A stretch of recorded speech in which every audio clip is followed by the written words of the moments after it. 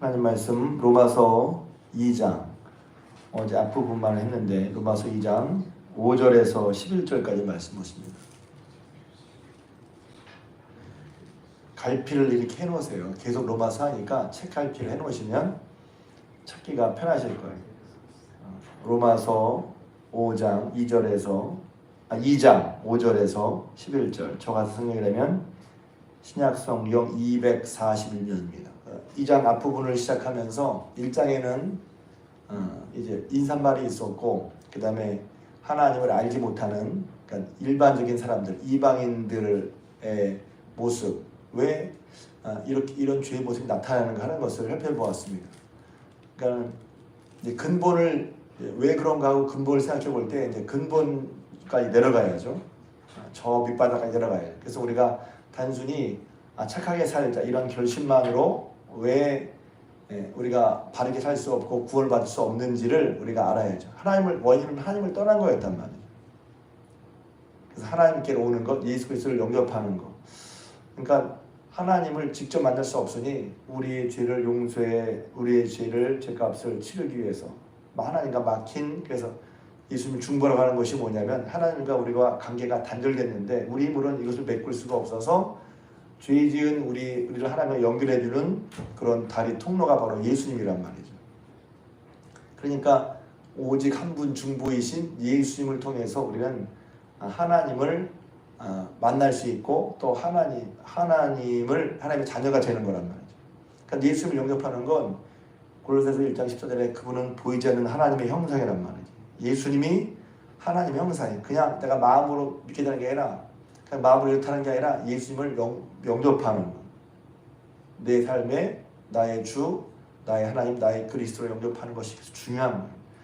별가진 것 같지만 그때 우리 마음과 심령의 영의 새로운 역사가 나타난단 말이에요. 말씀드렸고 2장에서는 이제 그러면 하나님을 모르는 헬라인만 죄인이냐 혹은 이방인만 죄인이냐 유대인도 죄인이다는 얘기를 하려고 하는 거예요. 한마디로. 왜 죄인이죠? 그래서 유대인 얘기를 제가 인간이 참 모순 덩어리다 얘기했죠. 이렇게 하면 안 돼. 자기가 말하면서 자기는 그걸 한단 말이에요. 이렇게 하면 벌 받아, 이렇게 하면 죽어 하면서 그거 자기 한단 말이에요. 인간이 이렇게 모순된 존재란 말이에요. 유대인이 율법을 지키고 율법을 자랑하고 율법 속에 율법으로 할례를 받았다고 아브라함의 자손이라고 자랑하면서도 정작 유대인도 율법을 어기지 않냐라는 것입니다. 그래서 제가 이 말씀 보면서 우리는 유대인 아닌데 한 게 아니라 우리도 예수 그리스도를 믿는데 우리가 믿는 바 그리스도를 하면서 그리스도를 믿지 않는 사람과 똑같은 삶을 살면 그것도 모순이지 않느냐. 그리고서 이제 여기 그 다음에 보면 이제 5절이 저는 굉장히 5절에는 제가 제 성경에 줄쳐져 있는데 내 고집과 회개하지 아니한 마음을 따라. 그래서 하나님이 유대인들에 대해서 오래 참으시면서 어떻게든 구원받기를 바라시는데 유대인들은 계속해서 고집과 회개해야 한단 말이에요. 고집이란 말이 뭐냐면 원어에 보면 딱딱한 마음인 거예요. 마음이 점점 더 굳어져가. 하나님 말씀 들으면 하나님 말씀 따라 마음이 좀 표현이 그런데 몰랑몰랑해지면. 그래서 에스겔서에도 보면 딱딱한 마음은 돌 같은 마음은 딱딱한 마음이에요. 그리고 이제 부드러운 마음은 고기 같은 원래 원어는 고기같이 부드러워요. 부드러운 건 이렇게 하면 이렇게 비고 이렇게 하면 이렇게 하고 누르면 누른 대로 들어간단 말이에요. 딱딱함은 하나님이 아무리 말씀해도 그 마음에 받아들이거나 그 마음에 변화라고 하지 않는 그런 마음이 고집이고 딱딱한 마음이란 말이에요. 회개치 않는 것은 돌이키려고 하지 않는 거예요. 어제 제가 이제 기도회 끝에 안수하면서 몇몇 분들에게 그랬어요. 분들에게 그런 마음이 들었어요. 말씀을 듣는 대로 순종하게 하옵소서. 깨닫는 대로 순종하게 하옵소서. 우리 마음속에 하나님 어떤 마음을 주시고 깨닫게 하신 건 은혜란 말이죠. 그게 처음에 시작이야. 그걸로 다 됐구나가 아니라 시작이야. 그러면 그 다음에는 깨닫고 주시고 왜냐면 깨닫는 게 중요하면 내가 몰랐잖아요. 몰랐다가 이게 아니야. 그래서 회개란 말은 그때는 몰랐는데 나중에 알게 됐단 말이야. 지금 이게 그렇구나. 알게 됐어. 그러면 알게 됐으니 자연스럽게 뭐냐면 그 자리에서 벗어나고 행하던 길을 돌이키고 하는 게 순서란 말이지. 그게 순서예요. 그래서 왜 이렇게 말을 하냐면 내가 정말 하나님 말씀대로 새로워지고 싶다. 그런데 저는 그래서 왠가 잘 안 되는 것 같다. 뭐가 잘 안 되지? 그러니까 그런 고민은 여러 가지 어떤 색깔들이 있어요. 그런데 한편으로는 아니 내가 한 번에 확 바뀔 수가 없잖아요. 그러니까 순서, 너무 내가 조급했어 이런 것도 있지만 정말 내가 바뀌려고 하는데 왜 안 바뀌지? 은혜를 주신 것이 있는데 깨닫게 하신 것이 있는데 깨닫는 대로 하나님이 깨닫게 하셨어. 또 깨닫게 했으면 그것을 마음을 받아들여. 그 마음이 변화됐어. 그래서 실제적으로 의지를 가지고 행하는 게 중요하단 말이죠. 그래서 여기 보면 하나님께서 보응하시는데 6절에 하나님께서 각 사람에게 그 행한 대로 보응하신다는 거예요. 이걸 좀 꼬집어 말하면 믿음대로가 아니에요. 행한 대로. 그러니까 믿음과 행함을 나눠서가 아니라 믿은 즉 행하는 거거든요. 우리 믿음과 행함을 나눠서 생각해. 믿지만 행하지 못하겠어요. 이거는 온전한 믿음을 볼 수가 없어요. 믿어 순종하는 거예요. 로마서 1장 6절에 보면 믿어 순종하는 거. 믿으니까 행하는 거예요. 행함으로 말미암아 믿는 걸 보이는 거죠. 그래서 믿음과 행함을 구별은 되죠. 믿는 거고 행하는 건 구별을 하지만 나눠진 게 아니에요. 믿으면 행하는 거고 행함으로 믿음을 보이는, 행함으로 믿음이 나타나는 거란 말이죠. 그러니까 하나님이 보응하시는데 어떻게 보응하십니까? 각 사람이 행한 대로 보응하신단 말이에요. 근데 여기서 이제 성경을 좀 읽으신 분은 이제 좀 표현이 그런데 이제 의문이 생길 수가 있어요. 아니 앞에서 율법을 지키지 못한다고 행함으로 못한다고 했는데 여기서 행함으로 말미암아 보응하신다? 앞뒤가 맞는 것 같은데 앞에서는 그러니까 하나님을 믿는 믿음이 아닌 단순히 지키고 안 지키고 그런 율법의 행함이라면 이 뒤의 행함은 하나님을 진실히 믿는 사람, 믿음으로 말미암아 나온, 굳이 말하자면 믿음으로 말미암아 나온 행위를 말하는 거예요. 그래서 믿으면 행하면 행하죠. 행하는 걸 보고 그 사람 믿음이 있는 걸 알 수 있어요. 믿음이 있네 하면서 행하지 않으면 그 믿음을 어떻게 알 수 있냔 말이에요. 그 믿음과 행함은 항상 같이 가는 거다. 그래서 제가 옛날에 얘기했어요. 믿음이 뭐지? 믿음과 행함의 관계를 얘기할 때 저만 그런 줄 알았는데 다른 분들도 그렇게 설명하시는 걸 봤어요. 믿음은 마치 씨를 뿌리는 것 같아요. 그래서 처음에 믿음을 딱 가지면 믿음이 씨앗이 땅에 떨어졌단 말이에요. 처음에는 땅에 떨어지니까 드러나는 게 아무것도 없어요. 믿음을 가진 게 믿음으로 사는다는 이제 아무런 별거 없는 것 같아요. 그래서 시간이 지나면 이제 그 씨앗이 살아있는 씨라면, 건강한 씨라면 시간이 지나면서 싹이 트죠. 그리고 자라기 시작한다는 거예요. 그때 눈에 보이기 시작해요. 처음에 믿음을 가진다는 게 아무런 영향이나 혹은 결과가 없는 것처럼 보이지만 믿음을 가지고 살다 보면 반드시 믿음은 보이게 돼 있단 말이에요. 보인다는 게 속을 보이는 게 아니라 믿음으로 살았으니 믿음으로 말미암은 삶, 마음으로 깨닫고 또 의지로 하려고 하면서 행함으로 나타나기 때문에 믿음은 보이게 돼 있단 말이죠. 그렇지 않으면 믿음은 공허한 거예요. 왜? 믿습니다 그런데 아무것도 안 변해. 내가 믿는다고 하는데 믿음의 역사가 내게 나타나야 되는데 믿음의 역사가 내게 안 나타나. 그러면 공허하잖아요. 믿음이 뭐지? 왜 믿음을 가지려고 해? 혼자만 믿음이 있다. 혼자만 그냥 마음의 위안입니까? 믿음이? 물론 마음의 위안 중요한데 믿음으로 말미암아 사는 삶이 우리 실제적인 삶의 변화이고 그런 하나님은 그런 믿음의 행함만 나타난 그 믿음을 보시고 우리에게 여기 보면 영생으로 축복하시고 또 심판하신다는 것입니다. 그래서 행한 대로 봉하신다는 걸 기억하십시오. 이 말씀 또 이게 화면을 보고 이런 사람 아니 그럼 행함이 없으면 구원 못 받나? 믿음으로 구원받는다며 이게 또 이제 이런 의문이 생기거든요. 그러니까 믿음과 행함의 얘기를 오랫동안 교회 다녀도 이게 정리가 안 되면 계속 헷갈린단 말이에요. 하나님 앞에 의롭다함은 구원은 믿음으로 받죠. 근데 그런 구원받은 믿음으로 예수를 마음에 모실 때 우리 마음과 심령에 변화가 일어나고 또 하나님의 말씀을 따라 이제 거룩한 삶을 살고자 하는 마음의 변화가 일어난단 말이죠. 그런 게 은혜인 거예요. 그런 변화는 내 힘으로 되지가 않아요. 은혜지, 은혜. 그래서 가끔 얘기하잖아요. 제가 예수님을 만난 다음에 내 속에 변화가 생겨서 마음이 변했어. 어떻게 변했냐면 하나님을 위해 살고 싶다는 마음으로 변했단 말이에요. 근데 그게 제가 한 게 아니라는 거죠. 내가 한 게 아니라 사랑과 은혜를 받고 보니 제 마음과 심령이 변했단 말이에요. 말씀 따라 살고 싶은 마음으로 변했단 말이에요. 하나님이 은혜를 주셔서 그게 됐단 말이죠. 하나님을 따라 살고 싶고 하나님 말씀 따라 살고 싶어. 왜? 그것이 귀한 줄을 알겠어. 그것이 복된 줄을 알겠어. 그런 마음의 변화가 의지로 결심으로 드러나고 삶으로 나타나는 것이, 그러니까 예수 믿으면 삶이 바뀌죠. 인생이 바뀌죠. 그래서 우리 인생을 새롭게 하고자 할 때 어떤 것보다 우리 인생을 새롭게 하기 위해서 뭐합니까? 돈을 벌려고 하고 배우려고 하고, 그것도 인생을 어느 정도 변화시켜요.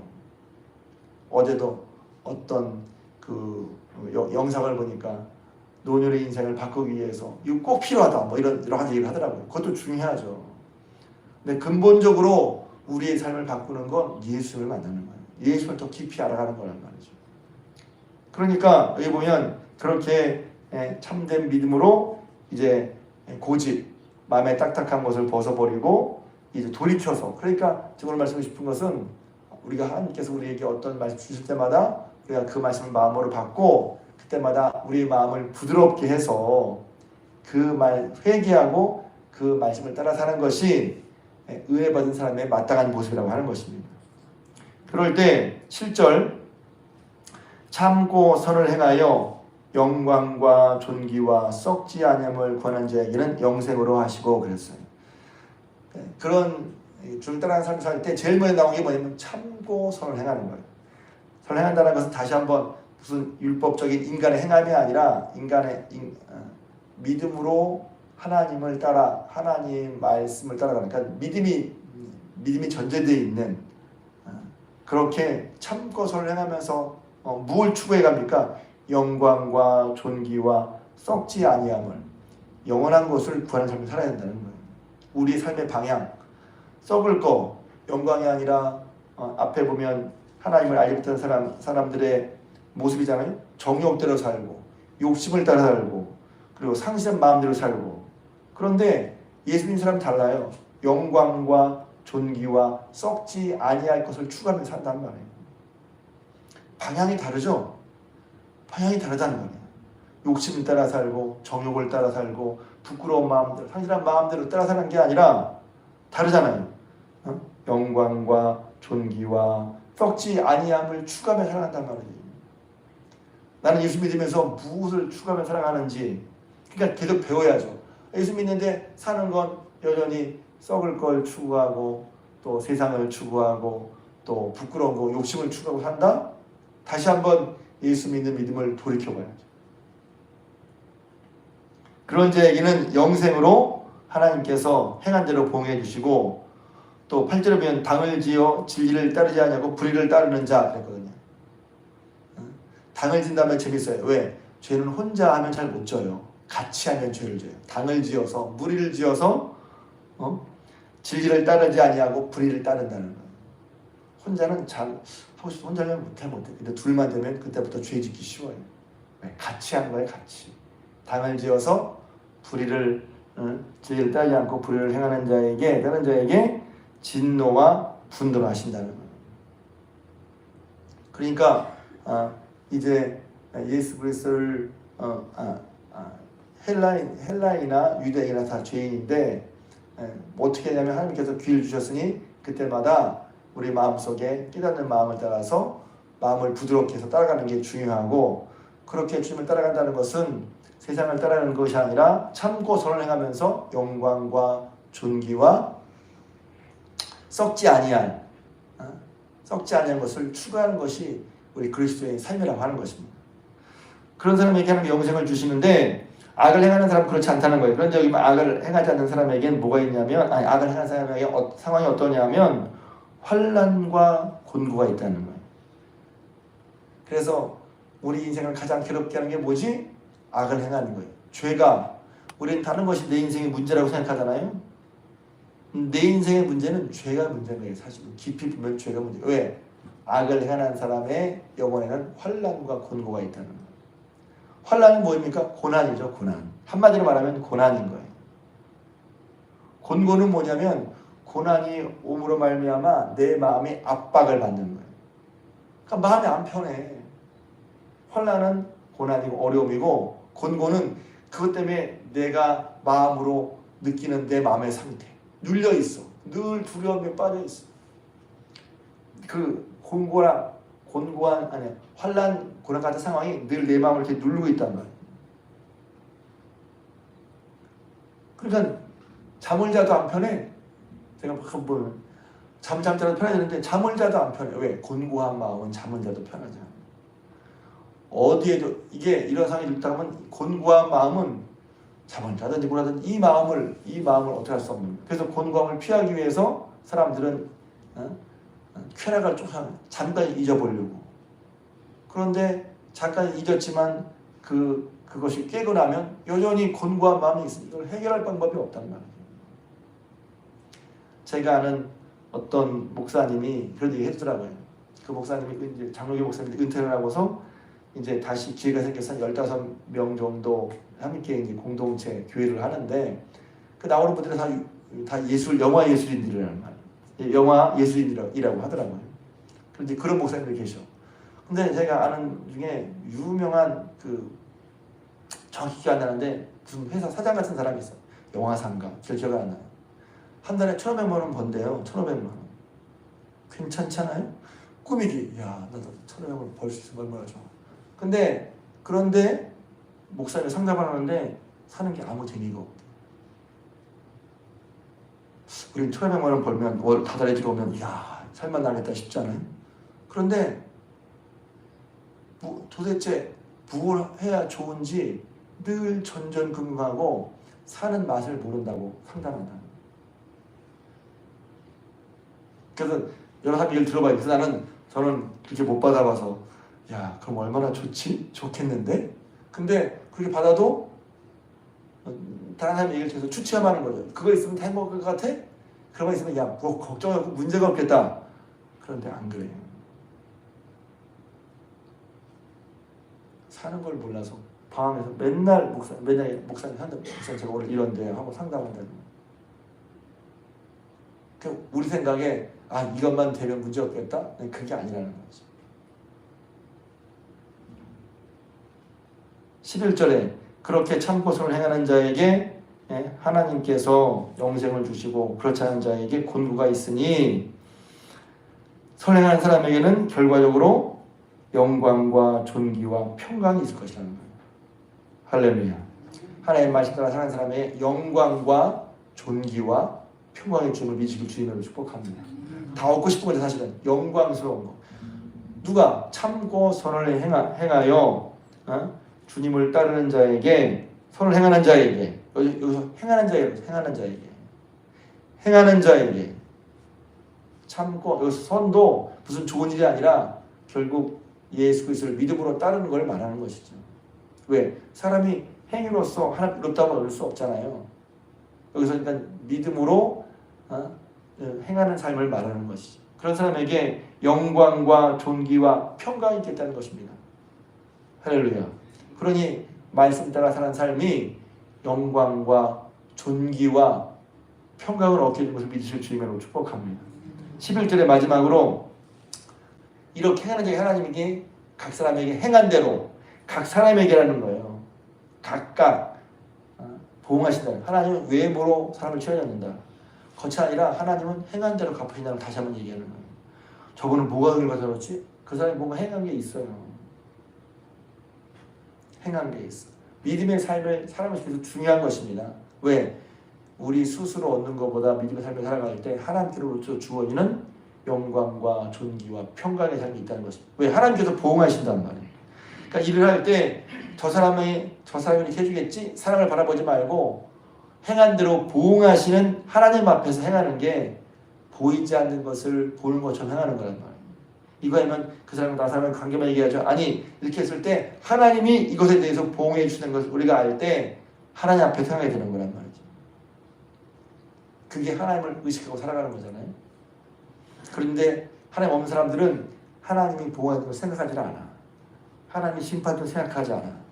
자기 욕심과 정욕대로 또 여기 하나님 버린 상실한 마음대로 그냥 살아낸단 말이에요. 그러니까 이게 얼마나 엄청난 차이란 말이에요. 하나님을 알고 모르는 것이. 하나님께로부터 하나님께서 하나님께서는 외모로 사람을 취하지 않는다.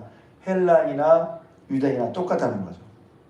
참 보선을 행하는 자에게 또 그렇게 영광과 존귀와 썩지 않음을 추구하는 자에게 상을 주시고 또 영광과 존귀가 평강이 있게 하시고 하나님을 외모로 취하지 않으신다. 그러니 우리가 하나님을 알게 되고 예수를 믿게 되고 이제 믿음으로 사는 것이 다시 한번 얼마나 복된 것인지 우리 스스로 알아야 돼요. 내일 청년 무엇인 예배를 드리는데 청년들에게 너희가 지금 다른 어떤 것보다 예수 믿는 게 얼마나 귀한지 아냐? 물론 좋은 대학도 가야 되고 좋은 직장도 얻어야 되고 수입도 있어야 되고 좋은 가정도 꾸려야 되는 것도 중요해. 근데 그보다 더 중요한 게 있어. 하나님 믿는 게 얼마나 중요한지 너희들이 아는 거야. 마찬가지죠. 하나님 믿는 것이 얼마나 중요한지 우리가 알아야 돼. 예수 믿는 것이 얼마나 중요한지 알아야 된다는 거야. 내일 기쁘고 복된 날 그렇게 하나님 앞에 우리에게 사랑해서 말씀하신 하나님 앞에 우리의 마음을 깨닫게 하시고 우리의 마음을 돌이켜 다시 새롭게 주님을 따라가는 그래서 믿음 아름다운 삶의 열매와 결과를 맺는 저 여러분들 우리 중앙의 성도님 되시기를 주님의 이름으로 부탁을 드립니다.